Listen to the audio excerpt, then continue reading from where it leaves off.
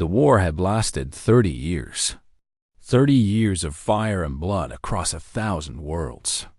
30 years of Valari ships burning in the void, of human colonies turned to ash, of mothers on both sides crying for children who would never come home. And now, finally, the Valari Empire was losing. High Princess Yuna stood at the viewing window of her father's throne room, watching the pale blue dot of Earth grow larger as their diplomatic vessel approached. She was tall for a Valari female, with silver-white hair that fell to her waist and eyes the color of frozen lakes. Her skin held the faint blue shimmer of her people, and when she moved, it was with the grace of someone trained from birth to rule. But she did not feel like a ruler today. She felt like a sacrifice. "The terms are clear," her father had said, his voice weak from the sickness eating him from within. "You will marry one of their people. You will live among them. And in exchange, they will grant us peace." "You are selling me," Yuna had replied, keeping her voice steady even as her heart broke. "I am saving our people." Her father's eyes, once bright with power, were dim now. "Sometimes a princess must become a bridge. This is your duty, Yuna. This is your purpose." So she had agreed. What choice did she have? The alternative was extinction. The shuttle docked at Unity Station, a massive structure orbiting Neptune where the peace talks had been held for the past 6 months. Yuna walked through corridors filled with humans in military uniforms, all of them staring at her with a mixture of curiosity and hatred. She kept her chin high and her expression cold.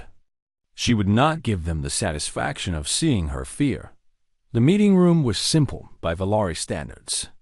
Plain white walls, a long table, flags of the Galactic Coalition hanging behind the human delegates. Yuna had expected to meet generals and admirals, powerful men with medals on their chests and blood on their hands. Instead, she found a room full of politicians and one man standing quietly in the corner. "I, Princess Yuna," said Admiral Hayes, a large man with gray hair and tired eyes. "Thank you for coming. We have selected a suitable match for you, as agreed in the treaty terms." "I expected a general," Yuna said. "Someone of rank, someone significant." Hayes smiled, but there was no warmth in it. "We considered that. But our generals are needed in the field, and our senators are needed in government. So we have chosen someone else. Someone who volunteered." He gestured to the man in the corner. Yuna turned to look at him, and her first thought was, "This is a joke." He was not tall, not particularly handsome by human standards, as far as she could tell. He wore a simple lieutenant's uniform with no medals, no decorations, nothing to suggest he was anyone important. His black hair was cut short, and his face was the kind of face you would forget 5 minutes after seeing it, but his eyes were different. When he looked at her, she saw no hatred, no fear, just a quiet steadiness, like a lake on a windless day. He stepped forward and bowed to her. Not the stiff, formal bow of a soldier, but a deep, respectful bow that she recognized from her studies of human cultures. A Korean bow, the bow of someone greeting a person they considered worthy of honor. "My name is Park Taiho," he said. His voice was soft but clear. "I am honored to meet you, Princess." "You are a lieutenant," Yuna said, not hiding her disbelief. "A nobody." If her words hurt him, he did not show it. "Yes, I am nobody important." "Then, why would you volunteer for this? Why would you agree to marry the enemy?" Taiho considered the question carefully before answering. "Because someone had to. And I thought, maybe it should be someone who actually wants peace, not someone who sees this as a political game." Yuna stared at him. In all her years of dealing with politicians and generals and diplomats, she had never heard anyone speak so simply, so honestly that she hated him for it. The wedding was held 3 days later in a small chapel on Unity Station. There were no flowers, no music, no celebration. Just a human official reading words from a screen, and two people standing side by side who had met less than a week ago. Yuna wore a simple white dress that the humans had provided. It felt strange against her skin. Too rough, too plain. Taiho wore his dress uniform, which was only slightly better than his regular one. They stood before the official while cameras broadcast the ceremony to billions of viewers across the galaxy. Do you, Park Taiho, take this woman to be your wife? I do. Do you, High Princess Yuna of House Seraph, take this man to be your husband? Yuna looked at Taiho. He was watching her with those calm eyes, waiting. Not demanding. Not expecting. Just waiting. She thought of her father, dying on a ship far away. She thought of her people, broken and scattered across a dozen refugee worlds. She thought of the children who would grow up in peace if she said the word. I do. The official declared them married. The cameras flashed. Somewhere, she knew, her father was watching, and perhaps crying. Somewhere, the humans were celebrating their victory over the proud Valari Empire. But Taiho just took her hand gently in his, and his skin was warm against her cold fingers. I know this is not what you wanted, he said quietly, so only she could hear. I know you probably hate me, and hate this, and hate everything about this situation. But I want you to know something. What? I will try not to disappoint you. It was such a strange thing to say. Not, I will make you happy, or I will be a good husband, or any of the empty promises she had expected. Just, I will try not to disappoint you. Yuna pulled her hand away and turned to face the cameras, her expression perfectly controlled. Inside, she was confused, angry, lost. She had come here expecting to marry a monster, or at least a politician. Someone she could hate cleanly and simply.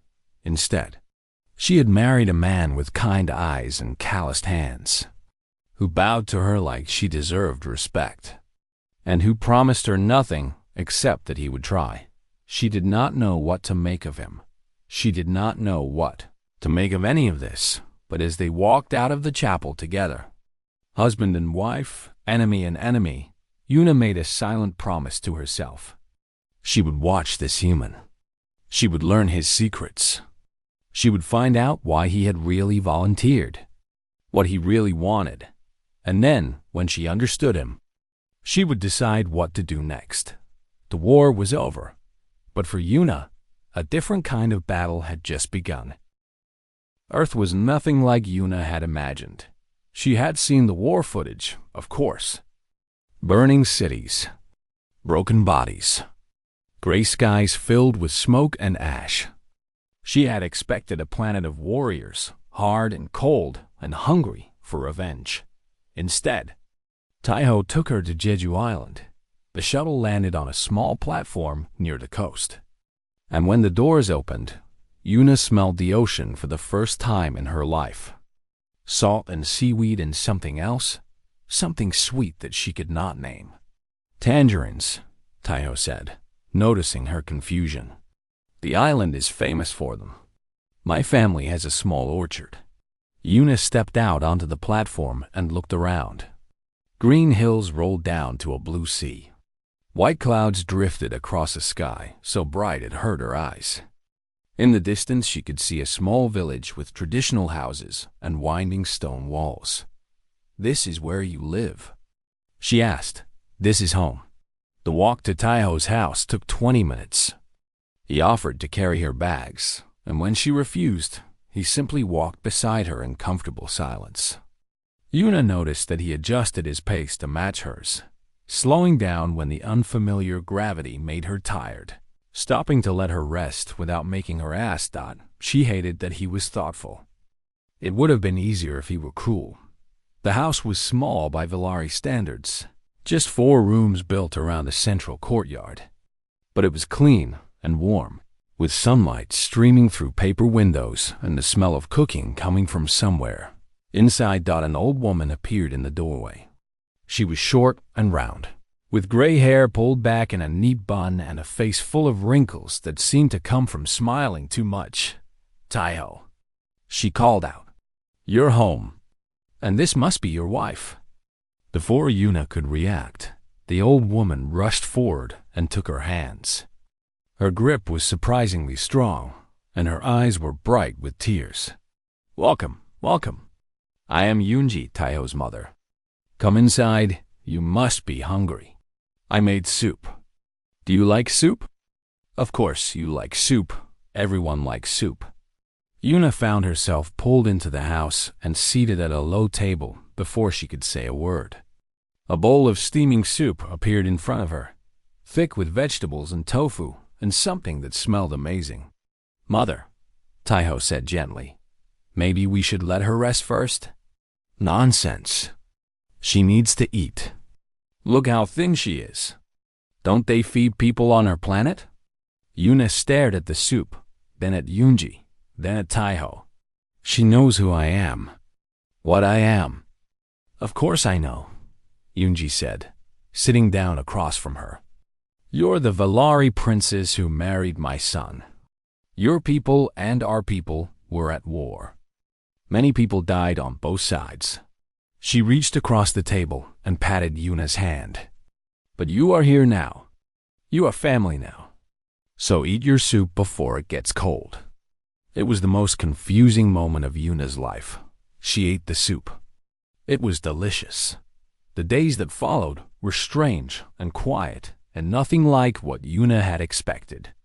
Taiho did not demand anything from her. He did not ask her to love him or even to like him. He simply lived his life and invited her to share it if she wanted to. He woke early every morning to help his mother with chores. He repaired fishing nets for the old men in the village. He worked in the tangerine orchard, his hands covered in dirt and his face covered in sweat. In the evenings, he sat on the porch and watched the sunset, sometimes alone, sometimes with Yuna beside him. "You were a soldier," Yuna said one evening, breaking a long silence. "Why do you live like a farmer?" Taiho smiled.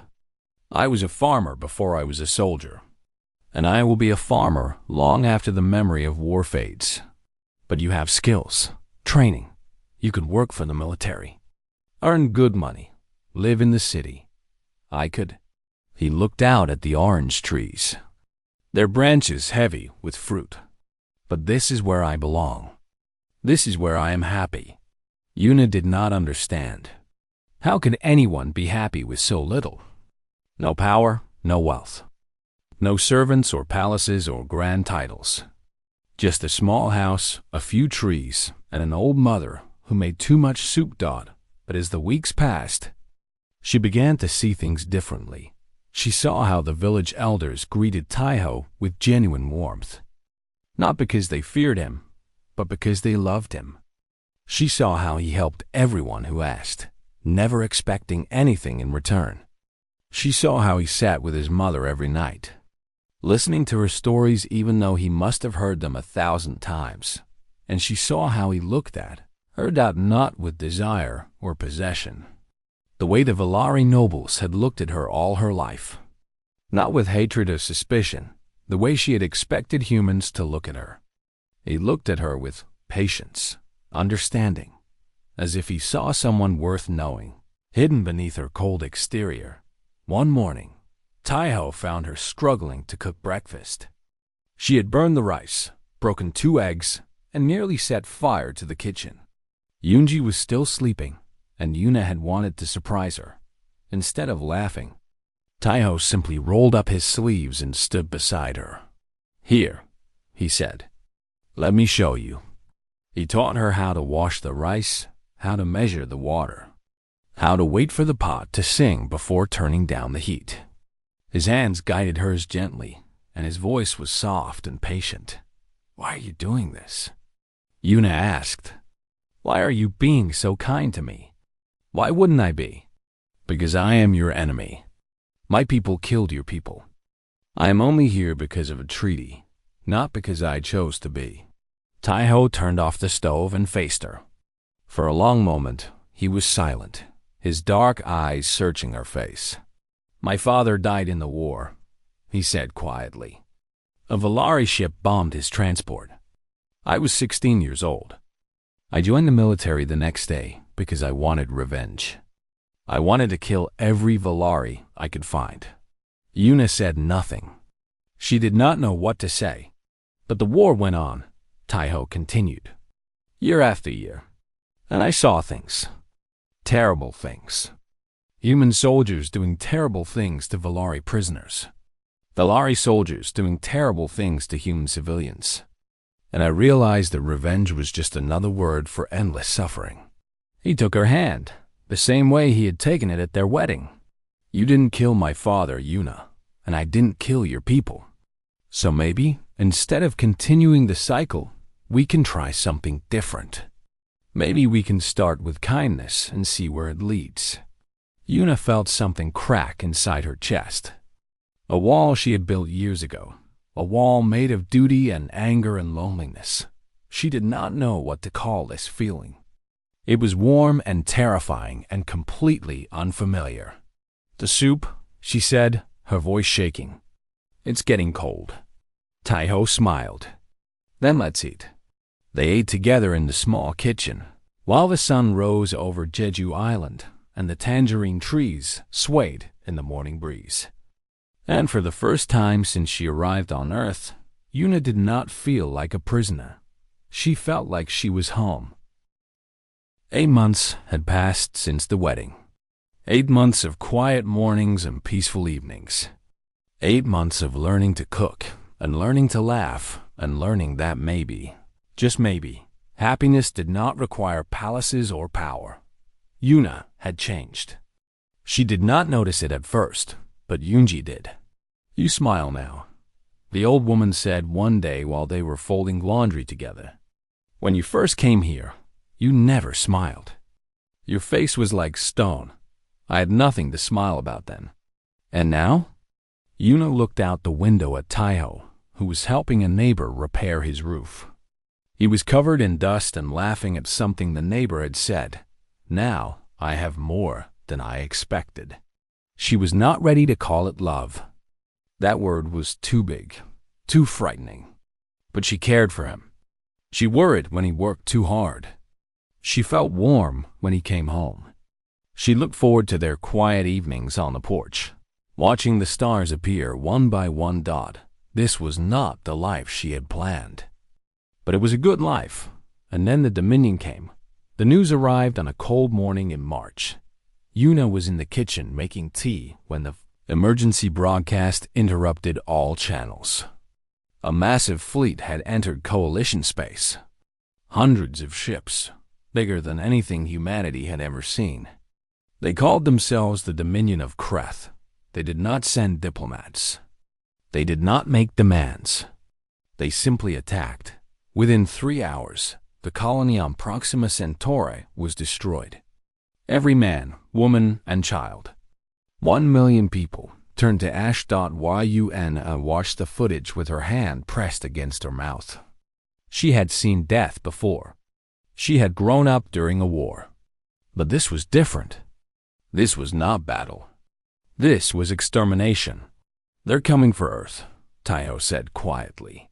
He was standing in the doorway, still covered in dust from the roof. His face was pale. "The Coalition will fight them," Yuna said.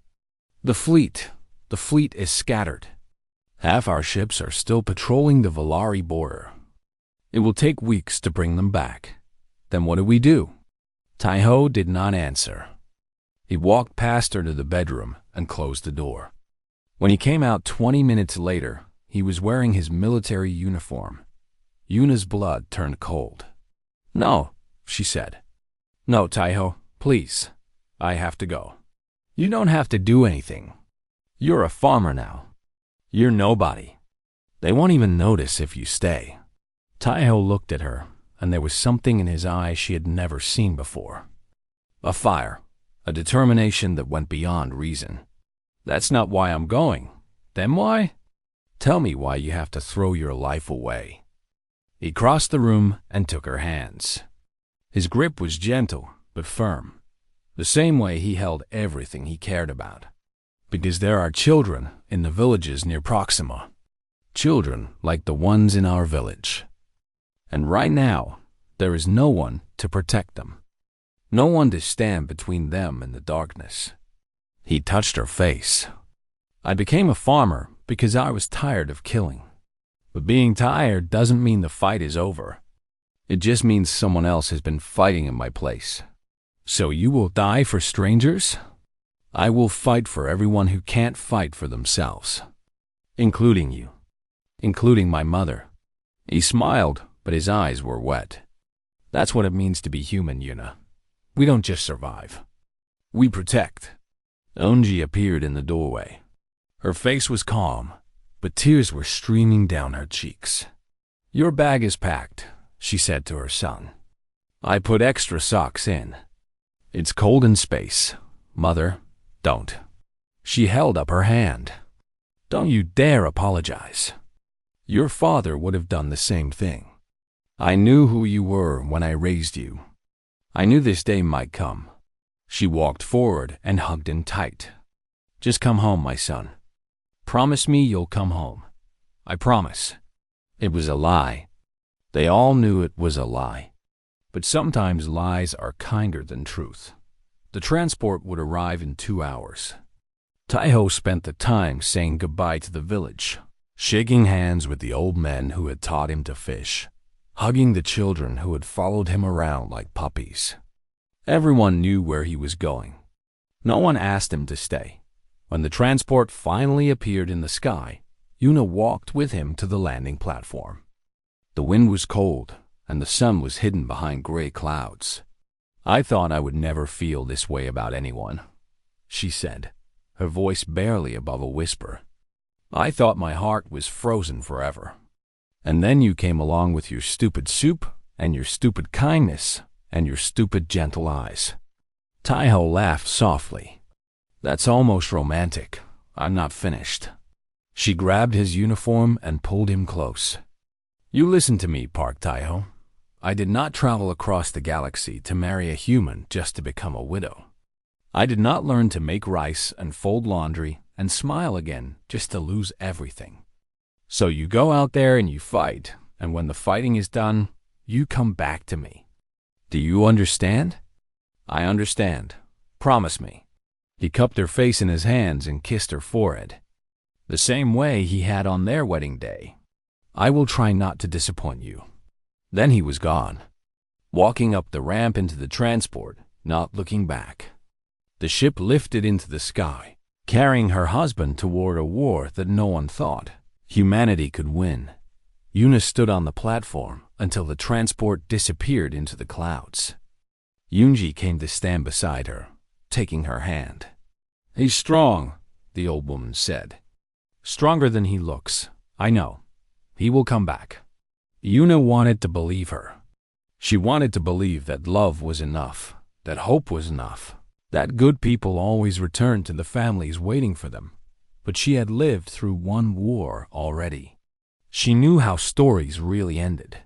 That night, she sat alone on the porch, looking up at the stars. Somewhere out there, Taiho was flying toward death.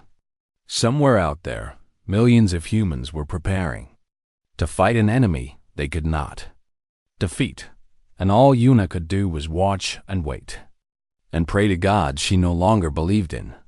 The peace was broken. The war had begun again, and this time, Yuna was not a princess watching from a distant palace.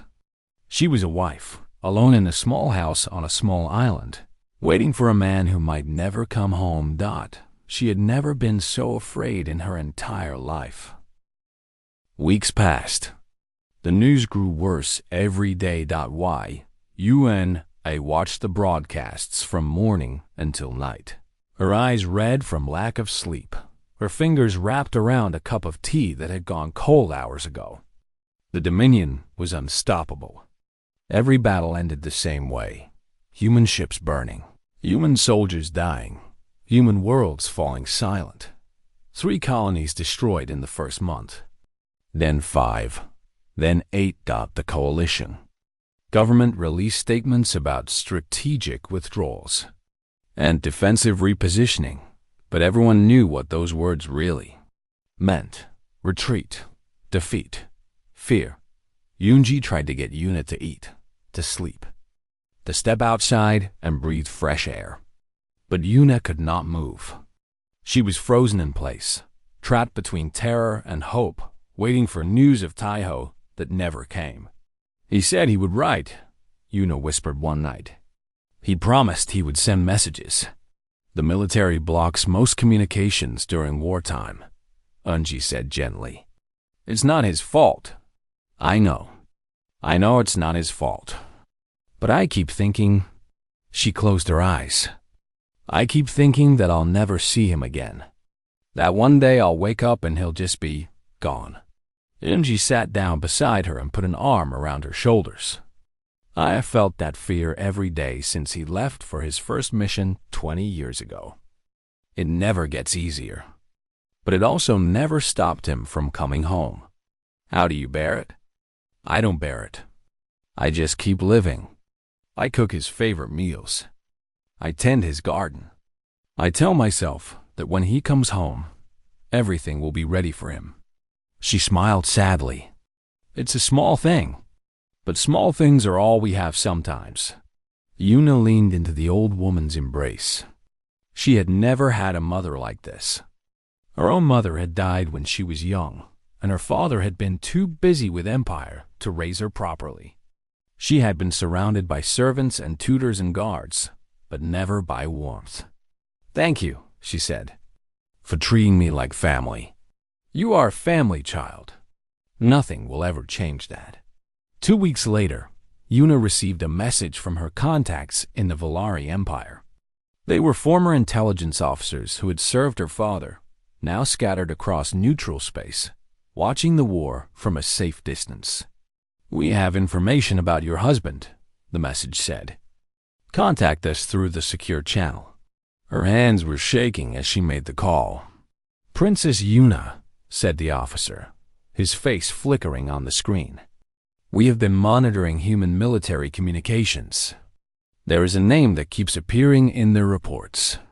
A commander who has been causing significant damage to the Dominion fleet. What name? They call him the Ghost of Proxima. No one knows his real identity. The Dominion has put a bounty on his head. 50 million credits, alive or dead. Yuna's heart was pounding. Why are you telling me this? Because we intercepted footage from a recent battle. We thought you should see it. The screen changed to show shaky video, clearly recorded by a helmet camera. Explosions everywhere. Bodies on the ground.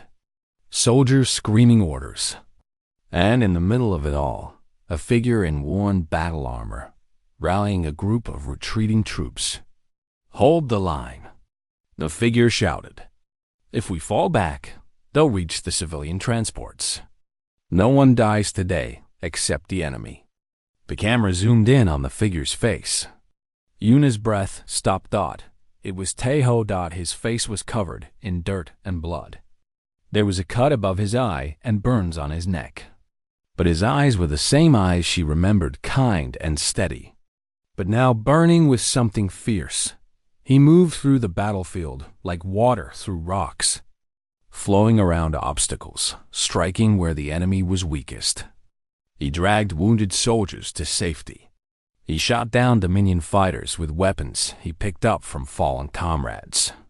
He stood in the open, drawing enemy fire so that others could escape. We are not dying here. He roared, not today. Not ever. Move, move. The video cut out, replaced by the intelligence officer's face. This footage has been seen by millions, he said.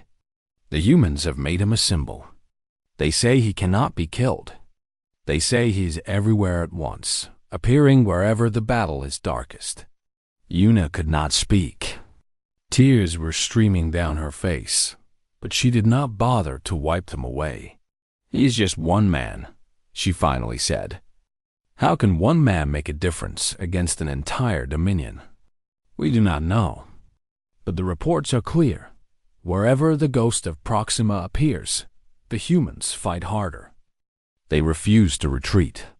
They refuse to surrender. It is as if his presence gives them something they did not have before. What? The officer paused. Hope. That night, Yuna showed the footage to Yunji. The old woman watched in silence, her hands clasped in her lap, her face unreadable. When it ended, she simply nodded. That's my boy, she said. Always standing where he shouldn't. Always putting others first. She looked at Yuna with fierce pride in her eyes. He gets it from his father. Aren't you afraid? Of course I'm afraid. I've been afraid since the day he was born. But being afraid doesn't change who he is. It doesn't change what he has to do. She took Yuna's hand. Our job is to be strong for him. To keep the home fires burning. To give him something to come back to. From that day on, Yuna watched the war with different eyes. She studied the battle reports, looking for signs of Taiho's presence. She tracked the movements of the human fleet, trying to guess where he would appear next. She learned the names of his soldiers, his tactics, his victories and defeats, and she began to understand something about humans that she had never understood before. They were not fighting to win. They were fighting to protect. Every soldier who charged into battle, every pilot who flew towards certain death, every commander who stood on the front line, they were not doing it for glory or conquest. They were doing it for the people behind them. The children, the families, the futures that had not yet been written. Taiho was not special because he was the strongest or the smartest or the most powerful. He was special because he embodied everything that made humanity worth saving. He was hope in human form. And as long as he kept fighting, the rest of humanity would fight alongside him. Yuna looked up at the stars and made a silent promise. Come home to me, she whispered. Come home, and I will never let you go again. Somewhere, across the vast darkness of space, she hoped he could hear her. The war had been going on for 18 months when the tide finally began to turn. It started at the siege of Kepler 442, a mining colony that supplied half of humanity's fuel reserves. The Dominion sent 100 ships to take it. They expected easy victory, a quick conquest, another human world to add to their collection of ashes. They did not expect Park Taiho. He had been promoted to colonel by then, though no one knew exactly when or how. Some said the original commander had died, and Taiho had simply taken over. Others said the soldiers had chosen him themselves, refusing to follow anyone else. Either way, he was in charge when the Dominion fleet arrived. He had 40 ships. The Dominion had 100. The battle lasted 3 days. Yuna watched it on every screen she could find, flipping between news channels and military broadcasts and leaked footage from soldiers on the ground. She watched Taiho's fleet split into small groups, hitting the Dominion from unexpected angles. She watched human ships sacrifice themselves to create openings for others. She watched soldiers fight hand-to-hand in the corridors of space stations, refusing to surrender even when they were surrounded. And she watched Taiho. He was everywhere. On the bridge of his command ship, giving orders that made no sense until they suddenly worked. On the front lines, leading boarding parties onto enemy vessels. On the communication channels, his voice calm and steady while chaos raged around him. Hold the line, he said, over and over again. Hold the line and trust each other. We are not alone. We will never be alone. On the third day, the Dominion fleet retreated. They had lost 60 ships. Humanity had lost 12. It was the first human victory of the war. The news spread across the galaxy like wildfire. The ghost of Proxima had a name now. General Park Taiho, the man who had held Kepler 442 against impossible odds. The man who had looked death in the face and refused to blink. The Valari watched in stunned silence. They had spent 30 years fighting humans, and they had always thought of them as Soft, emotional, weak, short-lived creatures who burned bright and died. Young, they had been wrong. Yuna's intelligence. Contact sent her a report that made her heart swell with pride and fear in equal measure. The Dominion High Council had held an emergency meeting after Kepler 442. They had studied human tactics, human psychology, human history. They had tried to understand how a species so young, so fragile, could fight with such ferocity. Their conclusion was simple. They could not understand it at all. These creatures are irrational, one counselor had said. They attack when they should retreat. They sacrifice themselves for strangers. They fight harder when they are losing. There is no logic to their behavior. There is logic, another had replied. It is simply not our logic. They do not fight for territory or resources or power. They fight for something else. Something we do not have a word for.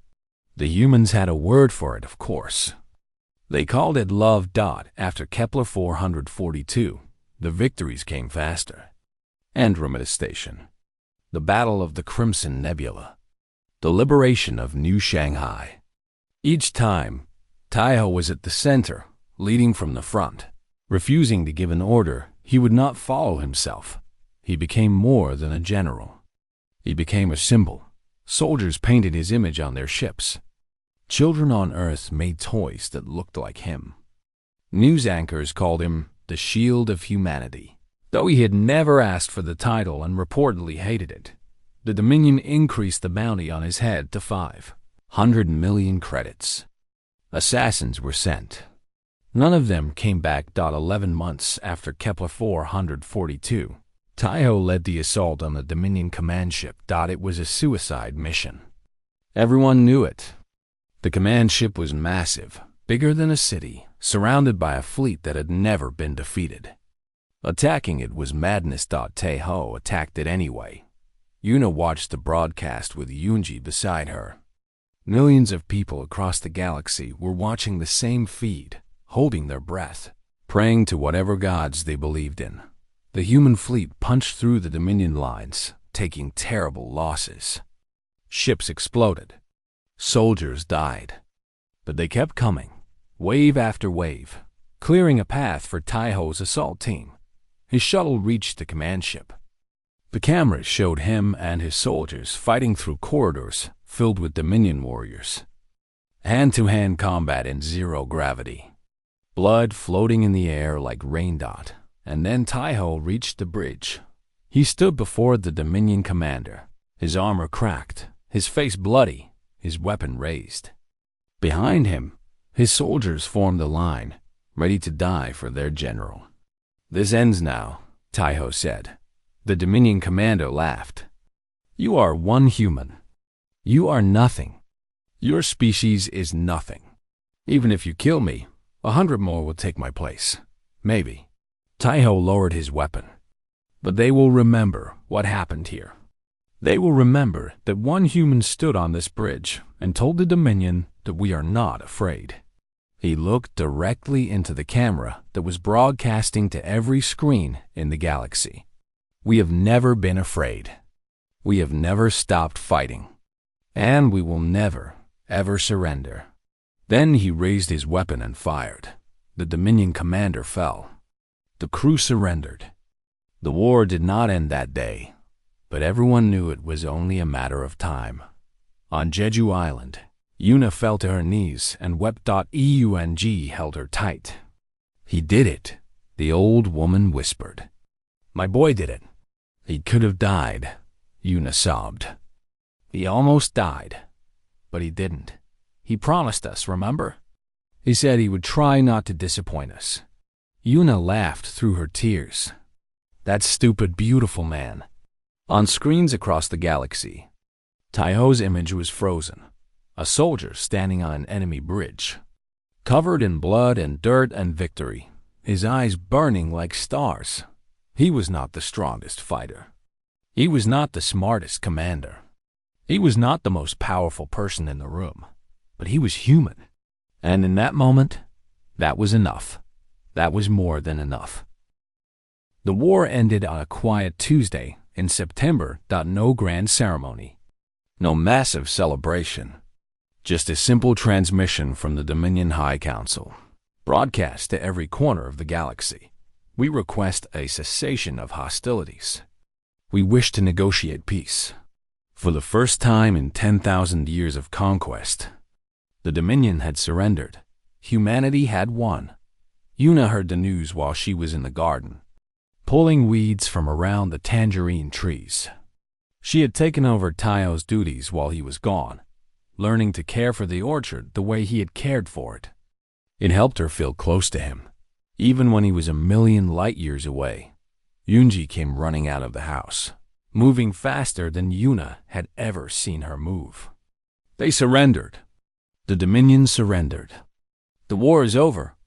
Yuna dropped her tools and stood frozen, unable to believe what she was hearing. What?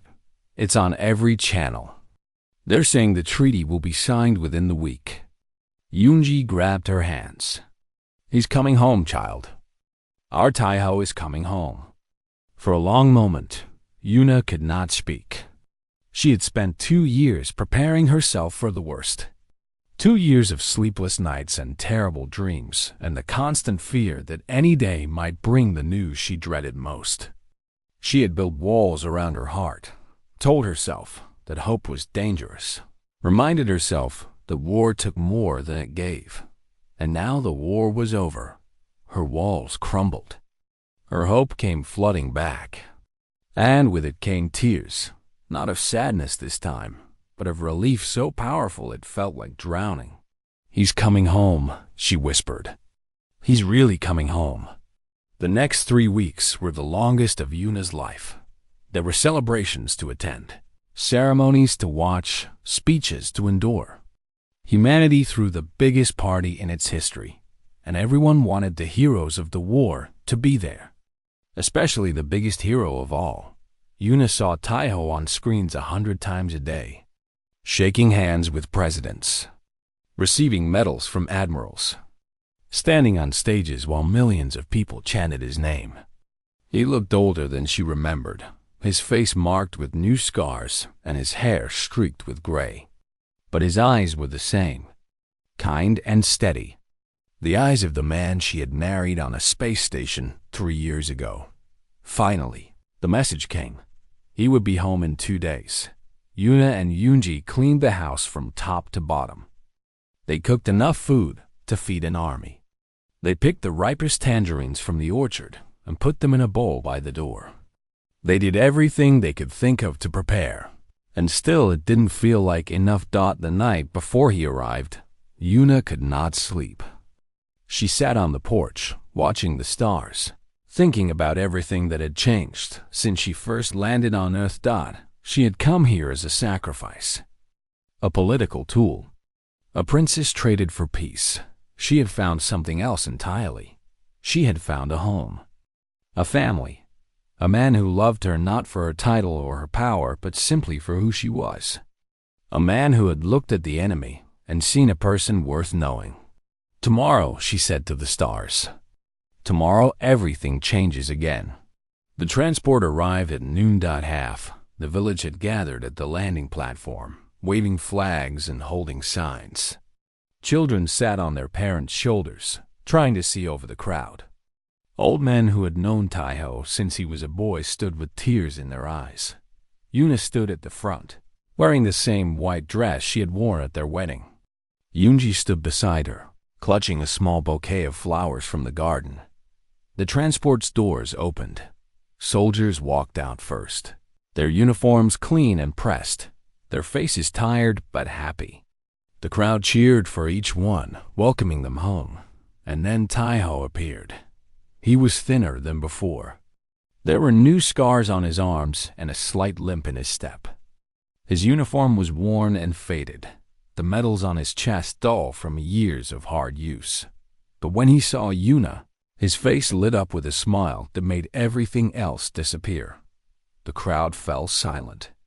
Everyone watched as Taiho walked down the ramp, past the generals who had come to shake his hand, past the reporters who wanted interviews, past the officials who wanted photographs.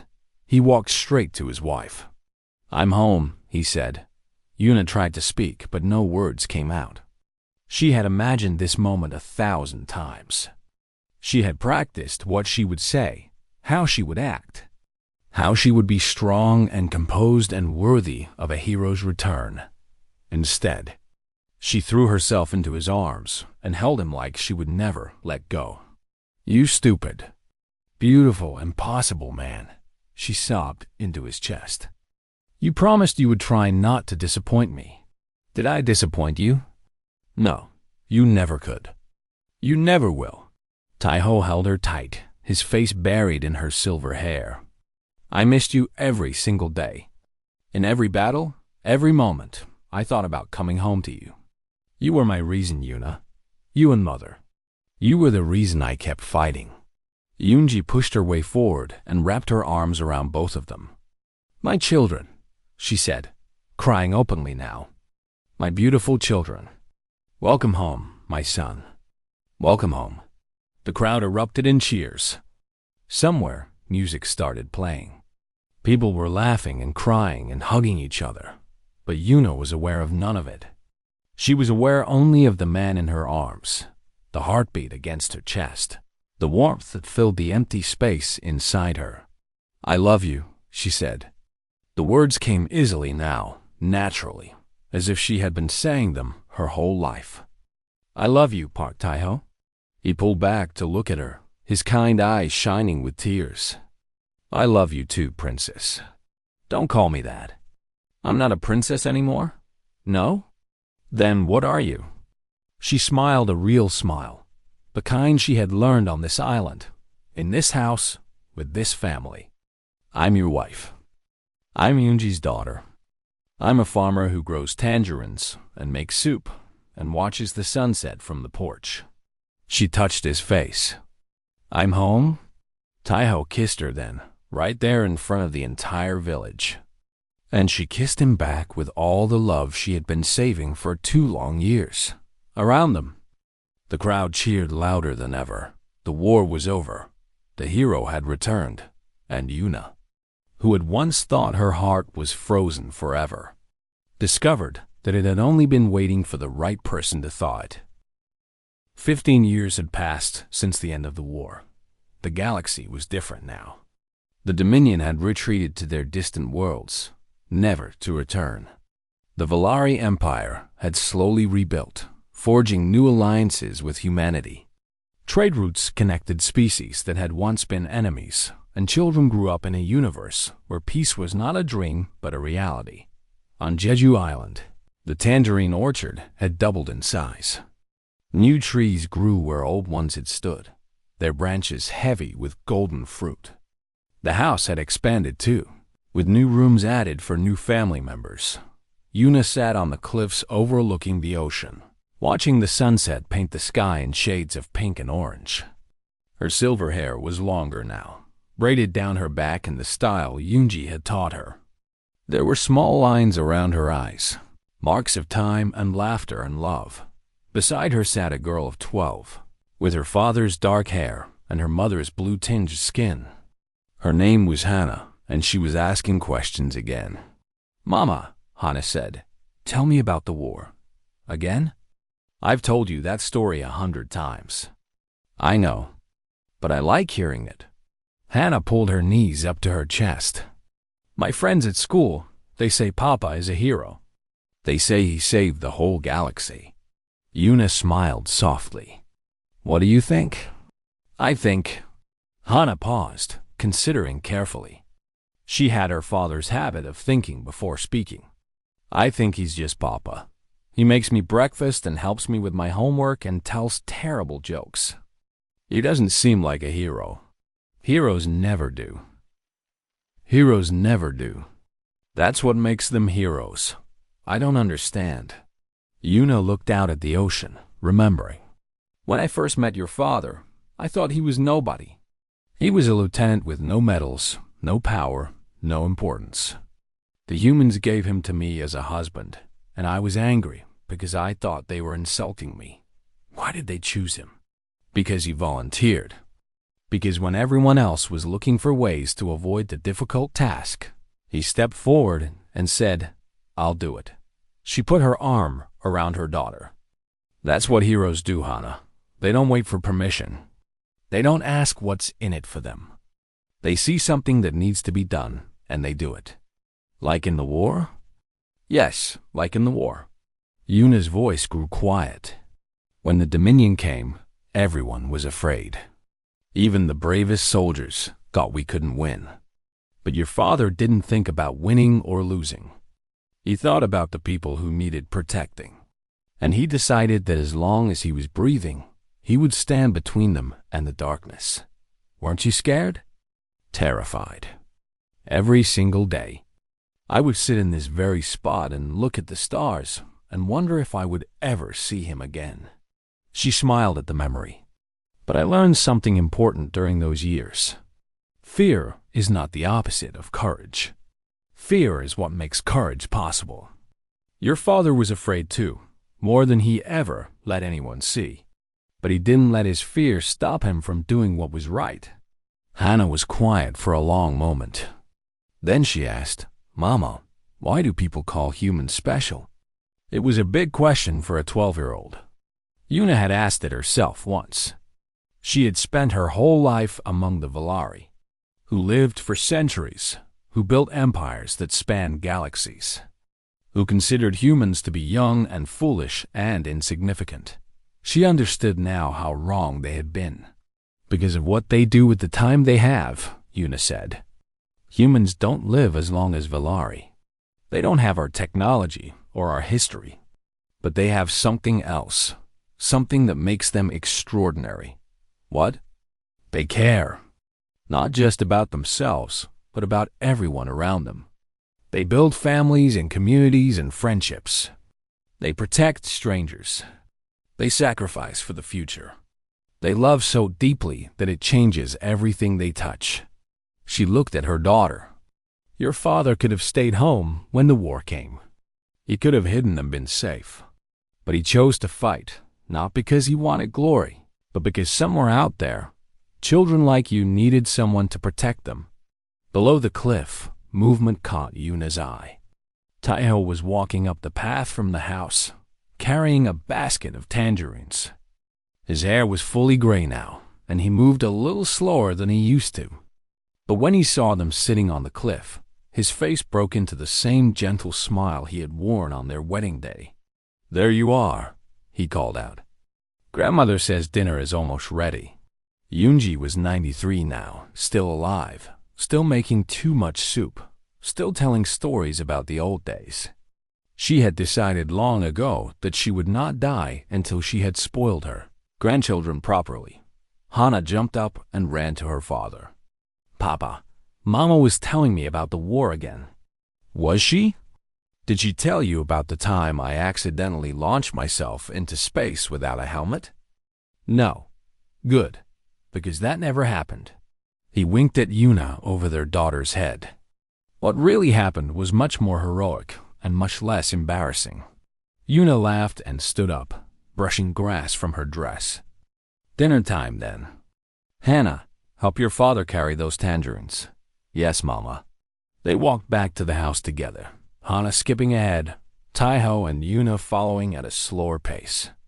He took her hand, the same way he had taken it all those years ago, on a space station where two enemies became husband and wife. What were you really telling her? He asked quietly. "The truth. That her father is a hero." "I'm not a hero. I'm just a farmer who got lucky. You're both." She squeezed his hand. "And I'm the luckiest woman in the galaxy." They reached the house just as the last light of sunset faded from the sky. Yunji was waiting at the door, ready to scold them for being late.